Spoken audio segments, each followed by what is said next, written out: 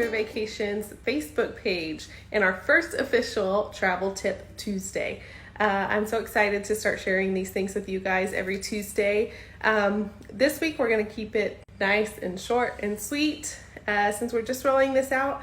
Mostly I just want to hear from you guys. I want to know what you're wanting to know about either a Disney trip, maybe it's not a Disney trip, maybe it's just a vacation in general, maybe just traveling with kids, what to take on the airplane when traveling with kids, what I put in my Disney bag, what you can bring to the Disney parks, anything like that. Any travel tips that you wish you would have known when you went on vacation, or if you are going on vacation, what you wish you would have known.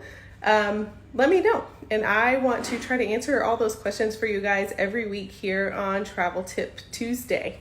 I really hope these videos will become very helpful for you guys when you're trying to plan your trips to the parks, and kind of take some of the stress out of it. I know you can spend hours and hours researching what you need to do, what you need to bring before a Disney trip. So I hope I can take a little bit of that stress away from you guys with these travel tips. So I'm so excited to share these with you. Please leave a comment of what you would like to see next week. And I'm so looking forward to getting to know all of you here.